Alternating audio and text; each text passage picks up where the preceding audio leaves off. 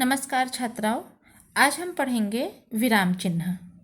विराम का अर्थ होता है रुकना या ठहरना। यदि परिभाषा की बात करें तो विराम चिन्ह वे चिन्ह हैं जो लेखन में विराम, ठहराव या विचारों को अलग करने और वाक्य संरचना को समझने में मदद करते हैं।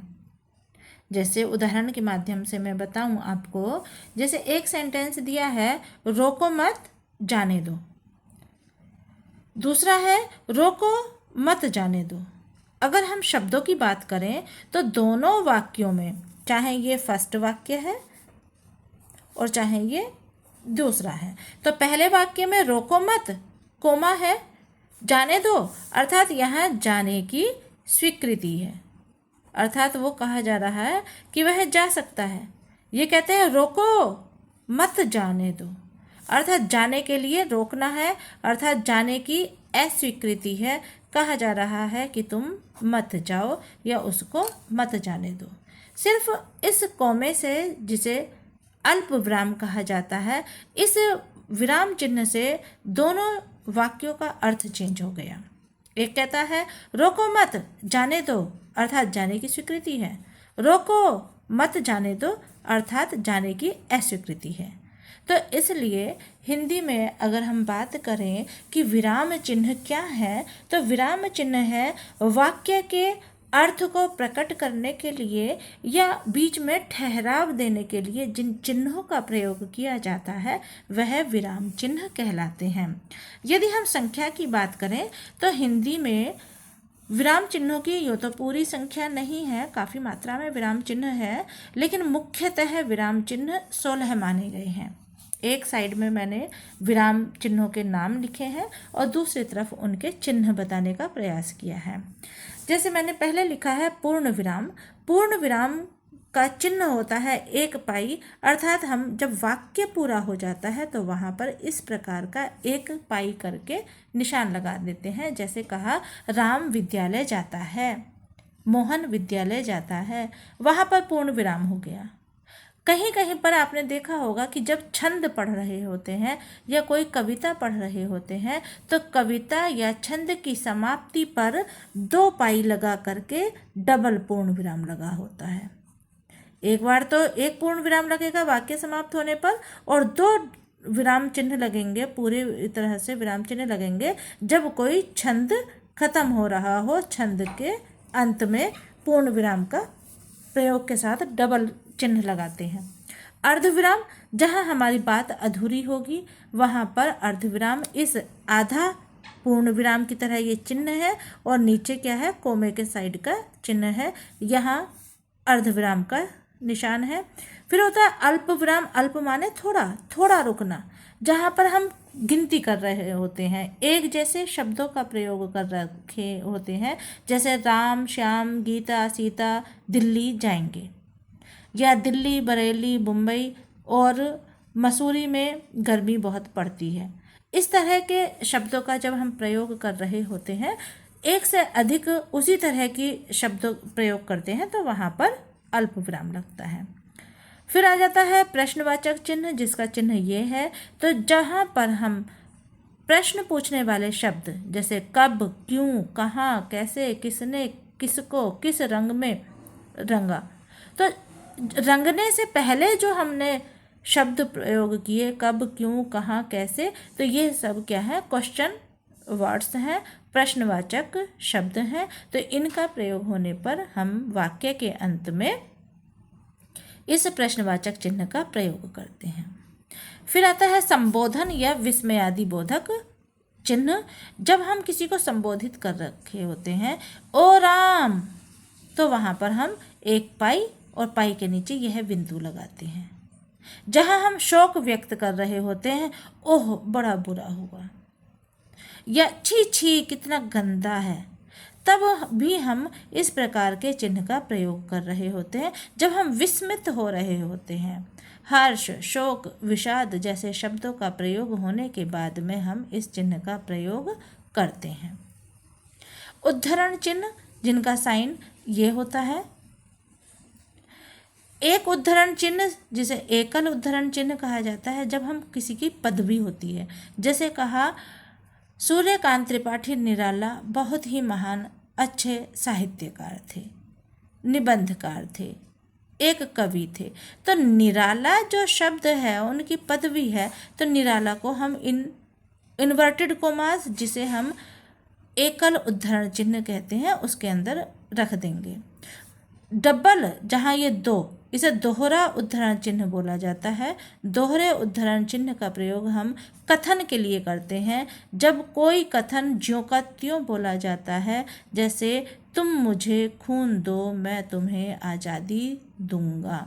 तो दूंगा शब्द करके और इसको इन्वर्टेड कोमास अर्थात दोहरे शब्द चिन्हों के अंदर, दोहरे उद्धरण चिन्ह के अंदर बंद कर देते हैं। एकल चिन्ह पदवी के लिए, उपाधि के लिए या किसी पुस्तक विशेष के लिए। डबल या दोहरा जो उद्धरण चिन्ह होता है वो कथन को ज्यों का त्यों प्रस्तुत करने के लिए किया जाता है। योजक चिन्ह या जिसे समास चिन्ह कहते हैं उसका साइन ये है जब हम जैसे उल्टा शब्द होता है, हमने कहा पुत्र पुत्री, अपोजिट वर्ड्स हो, एक जैसे शब्द हो, बार बार पुनरावृत्ति वाले शब्द हो, तब भी यह योजक का चिन्ह लगता है। निर्देश चिन्ह जिसमें हम एक लंबी सी लाइन खींच देते हैं। विवरण चिन्ह जहां हम दो बिंदु लगाने के बाद में एक साइन बनाते हैं जब हम कोई सारणी बना रहे होते हैं, जब हम कहते हैं कि इस काव्य की निम्नलिखित विशेषताएं हैं, तब हम इस प्रकार का चिन्ह लगा करके 1 2 3 4 करके हम उसकी लाइनें लिखना शुरू करते हैं। फिर कहते हैं त्रुटि या फिर हंसपाद चिन्ह। त्रुटि माने कमी होना, हंसपाद माने जो इस तरह के चिन्ह होता है जब हमारा कोई वाक्य हो और वाक्य के अंदर हमने कोई शब्द छोड़ दिया हो। कभी कभी रिटर्न पेपर में हम क्या करते हैं, पूरा पेपर लिख देते हैं लेकिन हमें कहीं कहीं पर पंक्तियाँ याद आ जाती है, हमारे पास समय भी होता है, तो जहाँ वो लाइन छुट्टी हुई होती है तो वहाँ अगर हम ऊपर लिख रहे हैं तो ऊपर ये तीर का निशान बनाएंगे, अगर हम नीचे लिख रहे हैं तो नीचे तीर का निशान लगाएंगे और यहाँ से हम उस शब्दों को या लाइन को लिखना शुरू कर देंगे। उसे कहते हैं त्रुटि या हंसपाद चिन्ह। एक होता है संक्षेपण, संक्षिप्त करना, या फिर लाघव जिसे हम कहते हैं लघु शब्द से बना है लाघव। जैसे हमने लिखा डॉक्टर राधा कृष्ण, तो यहाँ पर डॉक्टर को पूरा ना लिख करके क्या किया हमने, इस तरह का एक गोला बना दिया। या फिर हमने कहा कृपया पृष्ठ उलटिए, तो क्या हुआ, हमने वहाँ पर इस प्रकार के गोले करके लाघव चिन्ह का प्रयोग कर दिया, हमने दीर्घ रूप से नहीं लिखा। इस चिन्ह को कहते हैं संक्षेपण या लाघव चिन्ह। एक होता है कोष्ठक चिन्ह, कोष्ठक में बंद कर देना जब कोई बात हम डबल कह रहे हैं, या उर्फ का प्रयोग करते हैं जब हम कहते हैं बबलू उर्फ सोनू, बबलू उर्फ महेश, तो इस तरह से ये कोष्ठक लगा करके हम उन बातों को अंदर भर देते हैं। या फिर संवाद चल रहा होता है और संवाद में हम क्या करते हैं ना कि व्यंग्य में कहा, हंस करके कहा, या फिर पर्दे के पीछे ऐसे बातें हुई, तो वहाँ पर भी इस प्रकार के चिन्ह का प्रयोग होता है। लोप चिन्ह, लोप का मतलब होता है गायब करना। जब किसी पद की पहले शब्द लिखा, जैसे हम व्याख्या में क्या करते हैं, व्याख्या के लिए पद का पहला शब्द लेते हैं, फिर डैश डैश डैश डैश लगा करके पद का आखिरी शब्द ले लेते हैं और बीच की लाइनों को हम लोपित कर देते हैं। चाहे ये चिन्ह लगा दिया जाए, चाहे इस प्रकार के चिन्ह लगा दिए जाए, तो वो लोप चिन्ह कहलाते हैं। पुनरुक्ति, पुनः उक्ति अर्थात दोबारा से कहने के लिए इस प्रकार का चिन्ह लगाया जाता है, जैसे कि मैंने यहाँ पर लगाया है। इस चिन्ह का मतलब हो गया कि जो मैंने ऊपर लिखा है चिन्ह वैसा ही यहाँ पर पढ़ा जाए। जैसे चिन्ह यहाँ पर भी लिखा है तो मैंने यहाँ दोबारा से चिन्ह ना लिख करके क्या किया है, इसी के लिए ये पुनरुक्ति चिन्ह का प्रयोग कर दिया, अर्थात यहाँ पर भी इसी को समझा जाए, ये चिन्ह पुनरुक्ति चिन्ह कहलाता है। फिर होता है संकेत या तारक चिन्ह कह लो या बिंदु चिन्ह कह लो। जैसे कभी कभी आपने न्यूज़पेपर पढ़ा होगा, न्यूज़पेपर में क्या होता है, शेष आगे, मुख्य घटनाएं तो वे मुख्य पृष्ठ पर लिख देते हैं। लेकिन उनका जो शेष भाग होता है, थोड़ा बहुत बचा हुआ होता है, तो उसको वो शेष या तारक चिन्ह लगाकर या बिंदु लगा कर के कर देते हैं शेष आगे 13 पृष्ठ पर या 9 पृष्ठ पर।